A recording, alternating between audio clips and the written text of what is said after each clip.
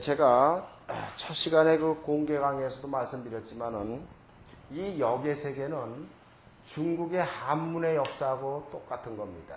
즉 중국의 한문이 발달되는 과정 속에서 똑같이 역이 발달한 거예요. 그래서 이 한문이라는 글자 하나하나가 바로 역의 의미를 갖고 붙인 글자입니다. 그래서 지금부터 4,500년 전, 5,000년 전에 한문의 역사가 발달되면서 역의 발사가 나왔는데, 그때 그 중국에서 한문을 만들기 전에 이미 천문학에 대한 흐름을 경험에 의해서, 그러니까 중국의 황하 지역의 주민들이 이 우주계 별의 흐름을 보면서 우리 인간사에 어떻게 나타나는가에 대한 노하우를, 경험을 터득을 했단 말이에요. 이제 그때부터 우리를 지배하는 이 우주계의 형상에 대해서 이미 어느 정도 연구를 했어요. 그래서 이미 그 한문이 나오기 전에 이 사람들은 어떻게 생각을 했냐면은, 여기 지금 지구가 이렇게 있고요. 우리가 살고 있는 태양계에 지구가 있고, 지구를 지배하는 게 뭐냐 그러면은 해다. 이게 태양이란 말이에요. 그 다음에 지구 위에 달이 떠 있다고요. 그러면은 이 사람들이 과학적으로 그때 당시 5,000년 전에 증명을 못했어도 지구가 돈다는 걸 알았습니다. 지구가 태양계를 중심으로 해서 돌아가고 있다. 그리고 또 달이 돌고 있구나. 우리가 흔히 얘기하는 자전과 공존이 되는 걸 이미 이거는 경험해서, 그 말은 바꿔 얘기하면 자고 일어나면은 아침엔 해가 뜨고 저녁이 되면 해가 지고 밤이 되면 달이 뜬다는 거를, 그건 바로 이 태양계가 다 돌고 있구나. 즉, 저 해를 중심으로 해서 지구가 돌고, 이 지구가 태양을 중심으로 해서 이렇게 한 바퀴 돌아온단 말이에요. 이 돌아오는 기간이 얼마나 되느냐, 그거는 해의 변화를 보면 알았단 말이에요. 그래서 이 사람들이 날짜를 하나하나 계산해 보니까 365일, 정확히 얘기하면 365일 7시간인데 365일 만에 여기 한 바퀴 싹 돌아온단 말이에요. 그 동안에 해가 많이 비치면 따뜻해지고 여름이 되고, 해가 덜 비춰지면 겨울이 되고 춥고, 그걸 알았단 말이에요. 그래서 이거를 1년이라는 개념을 찾아낸 거예요. 이미 이건 5,000년 전에 경험에 의해서 이 사람들이, 한문이 나오기 전입니다. 그러나 이거는 경험에서 알았단 말이에요. 그럼 우리를 좌우하는 게 뭐냐? 결국에 해가 없으면 못 산단 말이에요. 그러니까 태양계에 의해서 이 지구가 지배를 받고 있구나. 그 다음에 우리가 아침에 해가 떴다가 저녁이 되면 해가 서산에 기울어요. 그건 바로 뭐냐면 달이 해를 가려서 그렇거든요. 달이 해를 가리기 때문에 그 다음에 밤이 된단 말이에요. 요 달이라는 게 지구를 중심으로 해서 이렇게 또 돈단 말이에요. 이렇게 돈단 말이에요. 요게 24시간을 걸려서 이게 딱 돈단 말이에요. 그래서 하루라는 게 일일이 24시간이로구나. 하루가 24시간이다 하는 걸 일이라는 그 개념을 찾아낸 거고, 한 달이 365일이로구나. 요 속에서 우리 인간이 살아가는 과정에 있다. 그러면은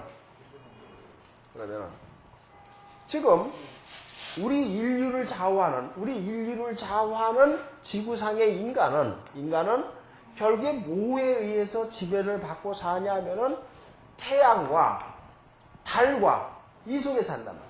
이 태양의 달과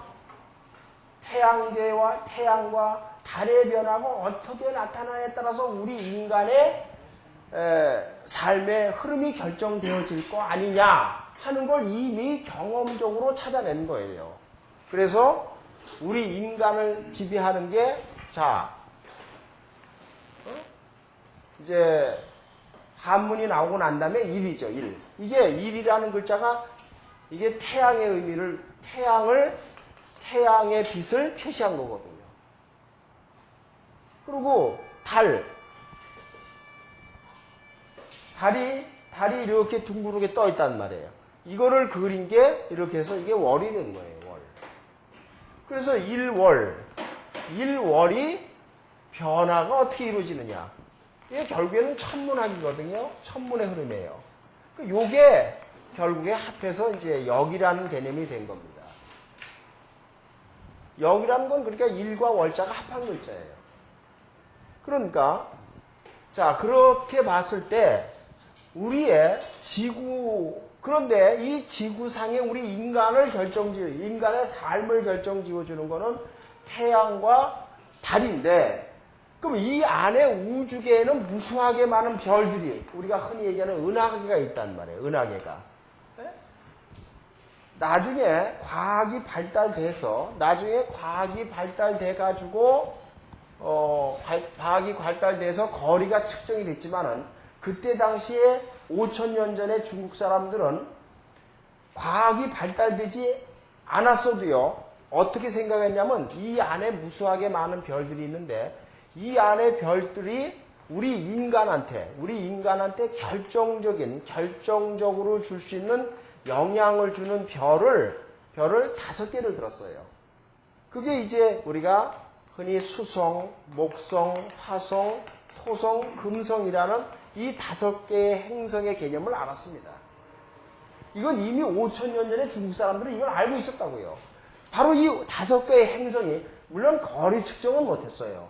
그러나 이 5개의 행성이 우리 지구사에 영향을 주고, 그거에 의해서 지구에 우리 인간에 가장 필요한 5대 기본적인 요소, 물, 공기, 태양열, 지구, 땅, 이런 여러 가지 5가지 요소가 이루어지는 거다. 이 5가지 요소가 우리 인간을 결정해 준다, 이렇게 생각을 한 겁니다. 그러니까 이제 나중에 과학이 발달돼서 여기 태양이 있고요. 태양이 있고 여기 지구가 있을 때 우리가 태양을 놓고 났을 때 수성, 금, 지, 화, 목, 토. 거리를 따지면 오늘날에 과학이 발달됐으니까 그걸 알았죠. 즉 태양과의 제일 가까운 거리에 있는 게 수성이에요. 그 다음에 금성, 3번째 거리에 지구가 있습니다. 그 다음에 화성, 목성, 토성, 그 다음에 또 많죠. 천왕성, 명왕성, 해왕성, 여러 개의 별들이 있습니다.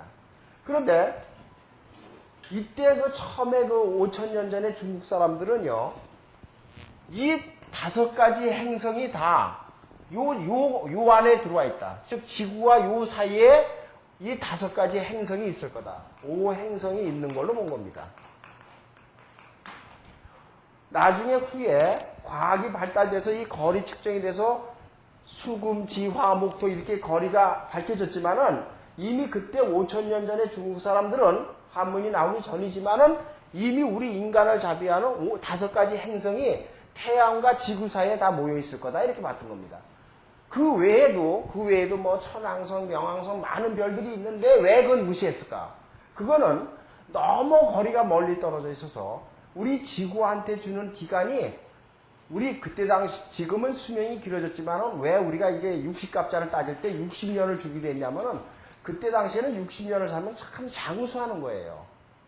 그래서 60년 주기를 했단 말이에요. 그러니까 아무리 길어봐야 1세기인데 100년을 넘기기가 어려운데, 인간의 수명이라는 거는 이 5가지 행성은 그 안에 빛이 지구상에 도달이 됩니다. 그러나 천왕성, 명왕성 이런 건 거리가 너무 많아서요, 몇백 년이 걸려서 빛이 우리 이 지구에 도달하는 별들도 무수하게 많잖아요 지금. 그러니까 그런 걸 무시해버린 겁니다. 그래서 이 5가지 행성, 수, 목, 화, 토, 이 5가지 행성이 우리 지구사에 영향을 미칠 거다라고 본 거고, 여기서 우리 인간의 기본적인 5대 요소를 찾은 거예요. 그러니까 이건 인간이 생성하기 위한 기본적인 요소다. 그러면 태고 쪽에, 물론 현대 과학으로도 못 푸는 거니까, 이 우주계가 어떻게 해서 만들어져야, 이거 우리가 흔히 빅뱅이라는 거에 대해서는 모르잖아요. 태양계가 어떻게, 지금도 모릅니다. 태양계가 어떻게 형성된 자체, 우리 인간이 어떻게 만들어졌냐는 건지 모르잖아요, 현재 과학으로. 그런데 어쨌든 간에 이미 태고 쪽에 중국 사람들은 야 결국에 우리가 모르는 세계에 의해서 하늘과 땅이 갈라지고 그 땅 속에서 새로운 생명체가 형성되고 새로운 생명체가 형성되는 속에서 우리 인간이 만들어질 거다. 그럼 우리 인간의 삶을 결정지어주는 건 뭐냐? 결국에 태양과 달과 그 다음에 이 5가지 요소에 의해서 인간의 삶이 결정지어지는 거 아니냐? 그럼 우리의 삶의 즐거움이라든가 기쁨이라든가 슬픔이라는 걸 결정지어주는 건 뭐냐?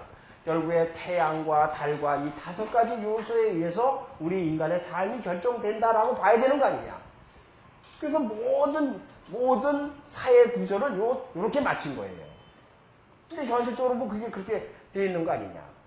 그래서 삶에 흘러가는 과정을 태양계의 변화, 달의 변화, 여기 속에서 우리 인간이 어떻게 삶을 살아가느냐, 그 과정의 흐름을 연구하면서 고대 과학이 발전된 거고, 그게 바로 고대 천문학이고, 그게 바로 고대 역의 시작이에요.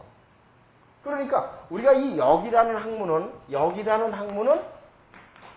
아까도 얘기했지만은 태양과 달의 합성은 돼요. 그러니까 이 태양과 달이 어떻게 변화되느냐는 과정을 연구하는 학문. 그러니까 이거는 천문학에서 시작한 겁니다. 절대 미신도 아니요, 무슨 황당무계한 얘기는 아니란 말이에요. 천문학의 근거를 두고 한 거예요. 그러니까 여러분들이 그 옛날 우리가 고려 왕건이 얘기라든가 이조 때 얘기를 보면 그 천문을 다루는 천문성이 있잖아요. 그러면 그 사람들이 옛날에는 국가의 기륭 대소사를 할 때 그 사람들의 의견을 왕이 듣지 않습니까? 지위가 엄청 높은 대신들이 했단 말이에요. 그 사람들이 오늘날 역학자예요. 그 사람들이 그러면 아무 근거 아닙니다. 천문의 변화, 별의 흐름의 변화, 해의 흐름의 변화를 보고 기륭을 판단한 겁니다. 그러니까 이 역이라는 세계가 천문학에서 출발한 거지, 우리가 이제 나중에 하나하나 말씀드리지만은 어떤 미신적인 요소가 전혀 개입되어 있지 않는 겁니다. 이 역이라는 세계는 이연령 비연령이 되면 안 돼요. 처음부터 끝까지 반드시 맞아갑니다. 이럴 땐 이렇고 이럴 땐 이건 학문이 아니라고요. 반드시 원리가 체계적으로 쓰게 마련입니다. 그래서 학문적 체계가 명쾌하게 성립되어 있다는 걸 아시고요. 그런 흐름을 우리가 연구할 거다.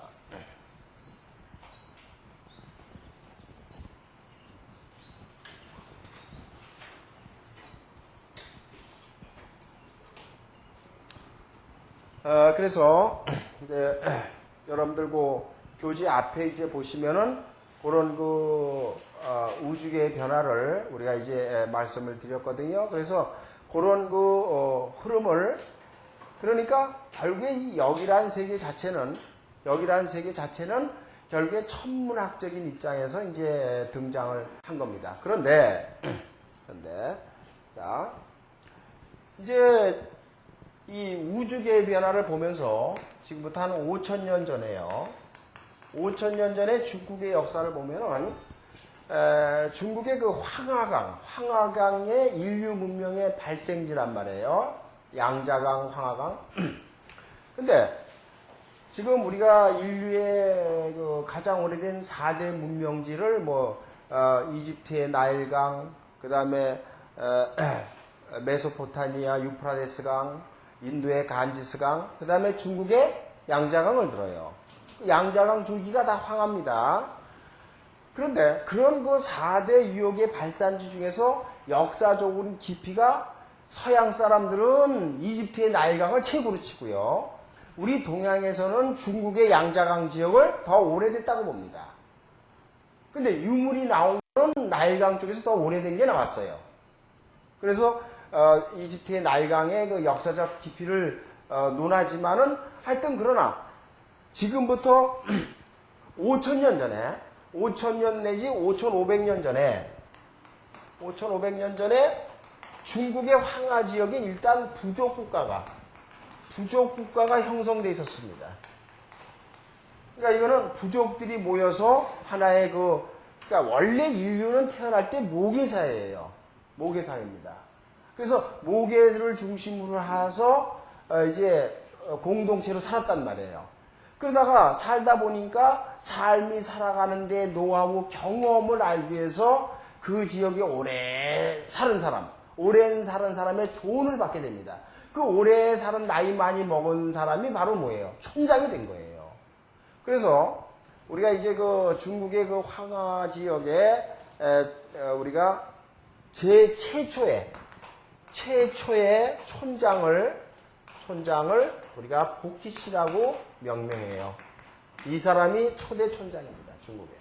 그러니까 이런 그 보키시라는 사람이 처음으로 중국의 황하 지역에서 이제 촌장을 하면서 그때는 어떤 국가적 개념은 없는 거예요. 여러 그 부족 단위로 이렇게 모여서 살면서 질서 유지도 하고 또 어떻게 살아가는 게 좋은가 하는 그런 그 젊은 사람들한테 조언도 듣고 이제 그렇게 했는데 이 보키시라는 사람이 아직 한문이 나오기 전입니다. 보키시라는 사람이 이거를 의사 표시를 해야 되겠고요. 그때 말은 있었다고요. 그래서 그때는 그래서 이걸 어떻게 해야 되느냐. 그래서 이제 그림, 우리도 왜 고구려 벽화 보면은 이제 그림으로 된 그게 옛날에는 의사 표시 소통이었어요. 의사소통. 그런데 이제 황하 지역에서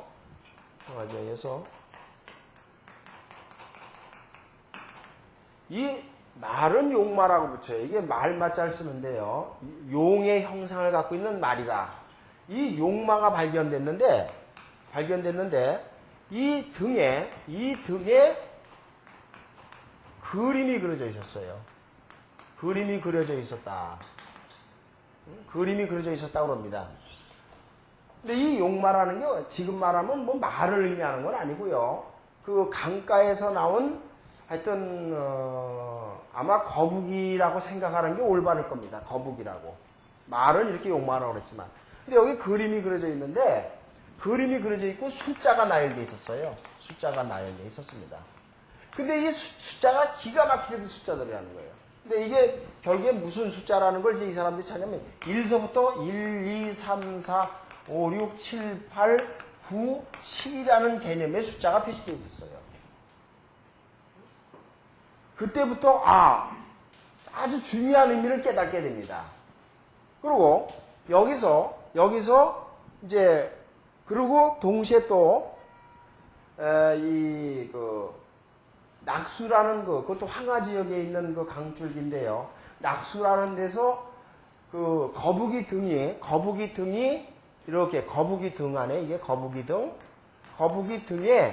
등이 이렇게 거북이들이 이렇게 갈라져 있잖아요. 갈라져 있는데 그림이 모형이 있었는데 이게 기가 막히게 모형을 표시해 드립니다. 여기 숫자가 표시되어 있는데 이게 이제 흔히 우리가 얘기하는 낙서라는 거예요. 이거를 보고서 보키시라는 사람이 요게 중요한 의미를 갖고 있는 거다. 여기서 힌트를 얻은 거예요. 그래서 그때 당시에는 의사 표시를 하기 위해서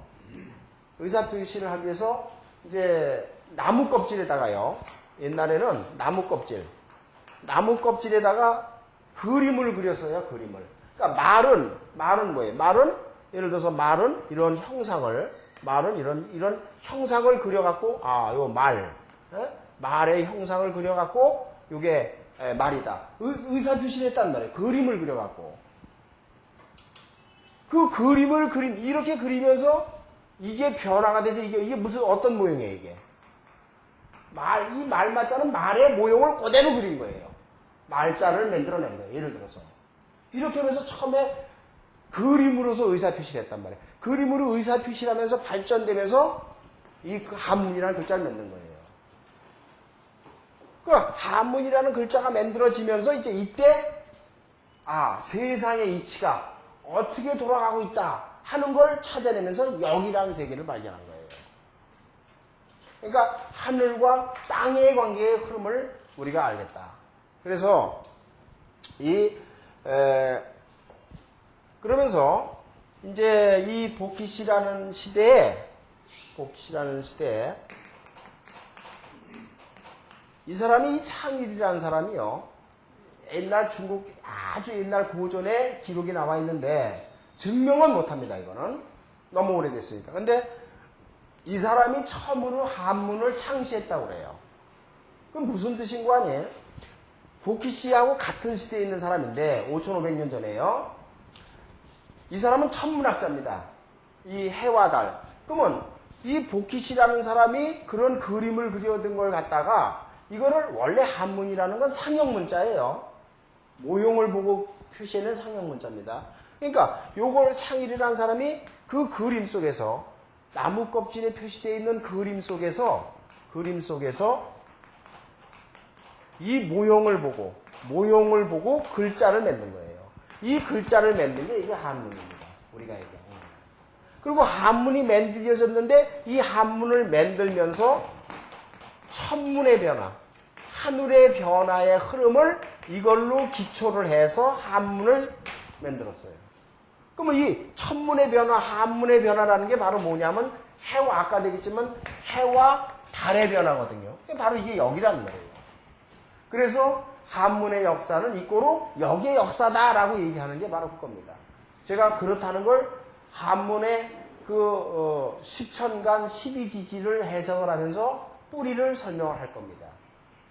어떻게 한문의 역사하고 똑같이 같은 걸 증명을 하게 됩니다.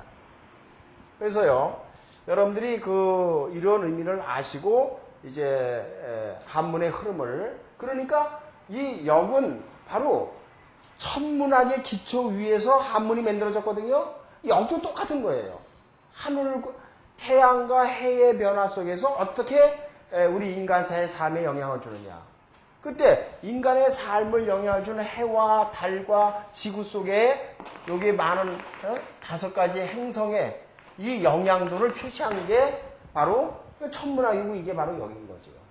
이런 입장에서 우리 이 속에서 사는 우리 이 우주에 있는 인간들의 기륭화복이 어떻게 나타날 거냐 하는 걸 경험에 의해서 기술한 거예요. 경험에 의해서. 그러니까 이 역이라는 학문은 경험과학이지 형이상학적인 학문은 아닙니다. 경험과학인 거예요. 그래서 이럴 때 옛날에 보니까 이럴 땐 이렇다는 걸 기술하면서 역의 체계가 만들어진 겁니다. 그래서 여러분들 그 교재를 보시면요.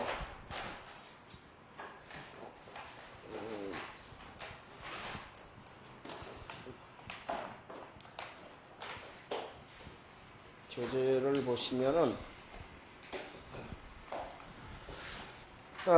그 책의 첫 페이지를 좀 보세요. 역의 출발은 천문학이다 하고 지금 제가 한 얘기가 이제 이렇게 좀 써 있습니다. 그건 뭐 읽어보시면 아시는 거고요. 그래서 오늘날의 그 해와 달의 거리는 오늘날 얘기고요. 그 당시에는 그걸 몰랐습니다.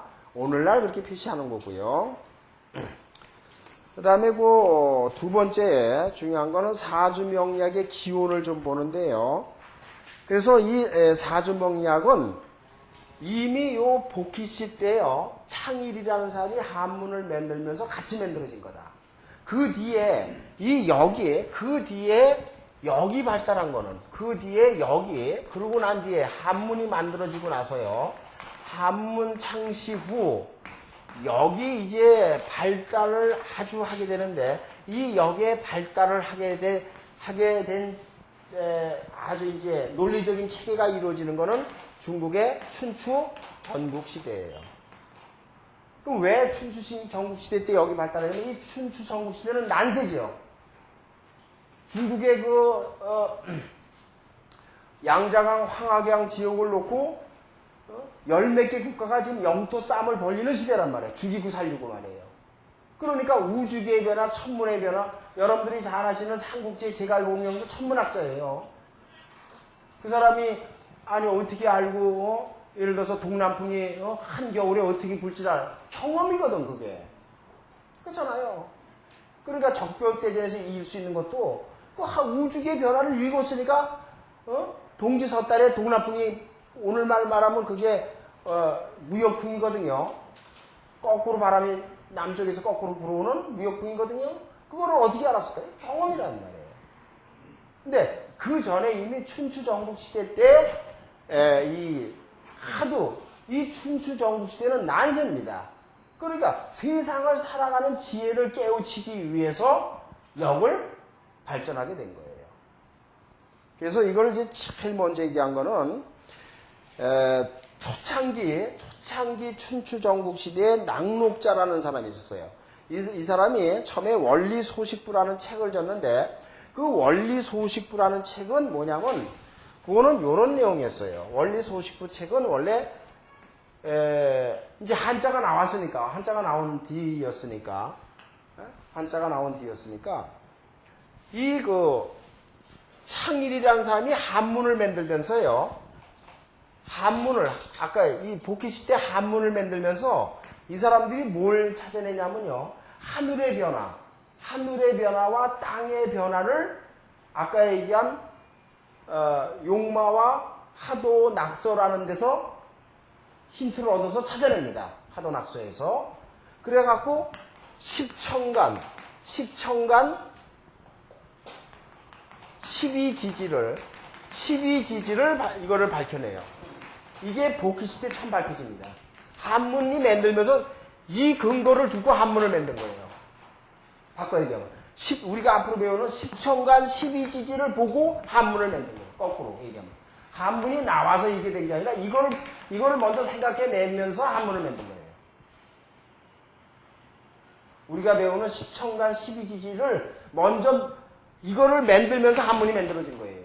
아시겠습니까?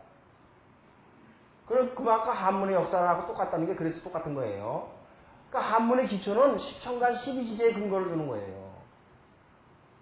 그런데 이때 그 낙록자라는 사람이 춘추전국기 초창기에 그러니까 이 낙록자가 언제 때 사람이냐면요. 춘추전국 시대 초창기의 사람이니까 뭐냐면은요.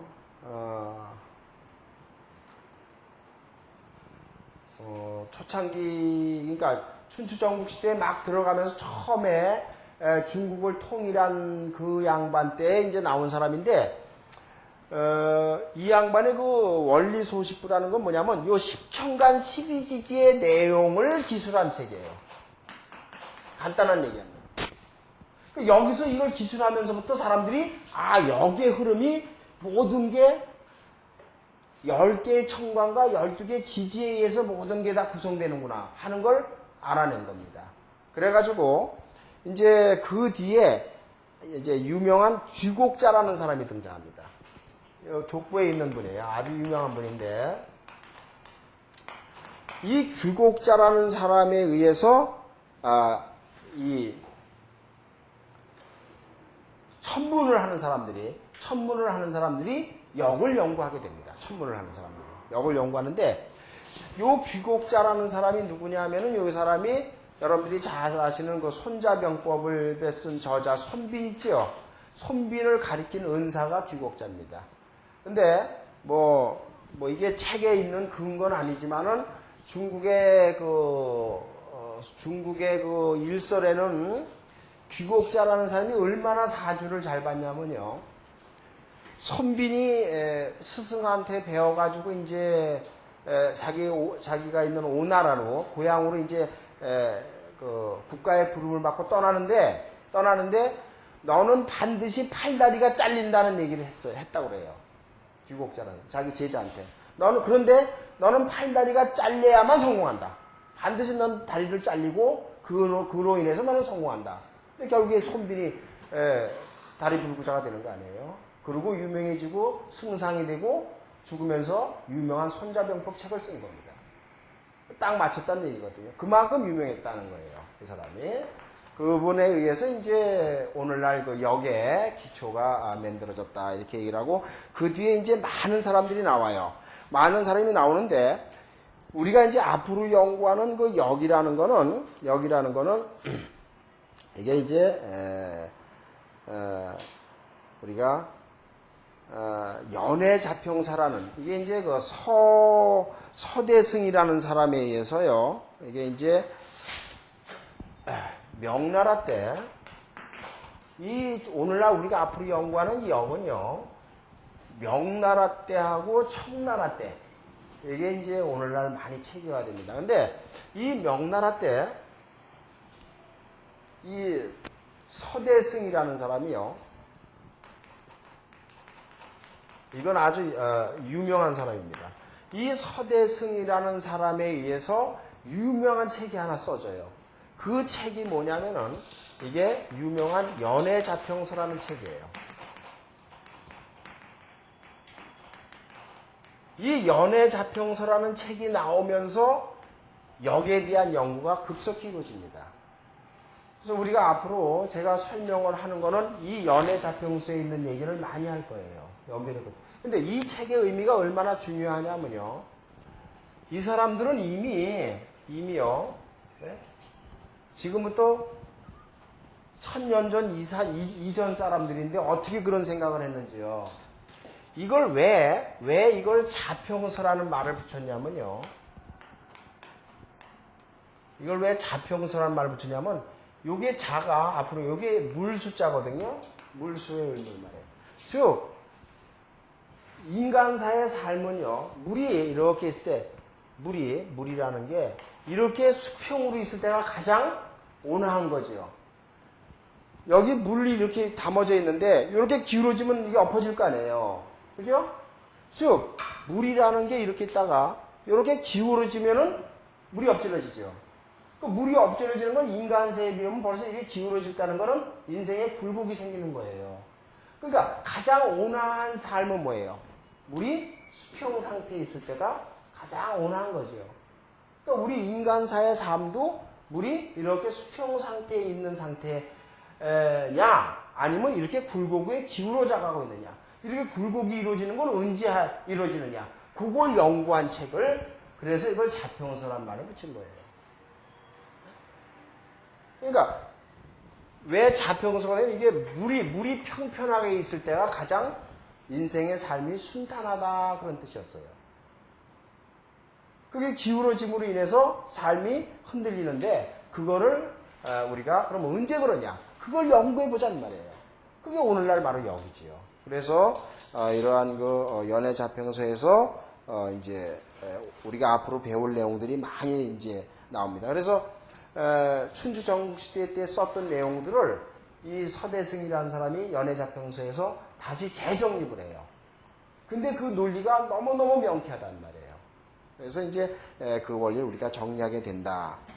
여러분들 우리나라는 여기 정착된 게 언제입니까? 옛날에 물론 고조나 고구려나 통일신라 때나 또는 그 고려 때나 이렇게 천문학자들이 다 있고 그랬습니다만은 여기 대중화된 거는 토종 이지암 선생의 영향이죠. 그죠? 2조 말에. 그래서 그 2조 말에 그 토종 이지암 선생, 그러니까 2조 중엽이죠. 임진왜란 일어나기 20년 전이요. 그러니까 선조 때입니다. 선조 때 그 토종 이지암 선생에 의해서 이제 우리나라도 뭐예요? 역이 발달되고 이 양반이 토종비길이라는 책을 쓰면서 이제 대중화된 건데 이 토종 이지암 선생도 그 책을 쓴 기초는 어디다 근거를 뒀냐면 연애자평서를 기초로 해서 쓴 거예요. 여러분들 잘 아시겠지만은 원래 토종비결 그 책은 거의 100% 맞았는데 그거대로 해서 사람들이 일을 안 하고 내 팔자가 나쁘니까 이왕 죽을 거 그냥 이래 죽을 거 저래 죽을 거 일을 안 하니까 중요한 걸 뺐다는 속설들이 있잖아요. 근데 그만큼 그러나 어쨌든 간에 그 기초 자체는 연애자평서를 기초로 했다는 겁니다. 그래서 우리나라도 이제 그 뒤에 그래서 우리 그 책은 이런 중국의 책들이 그래서 이런 연애자평서라든가 이런 거를 많이 중심으로 하는데 이거는 연애자평서에 대한 얘기를 제가 하겠습니다만은 이거는 이 우주계의 변화의 흐름을 우리 인간사에다 대입해서 체계화시킨 학설이에요. 근데 그게 절묘하게 맞는다는 겁니다.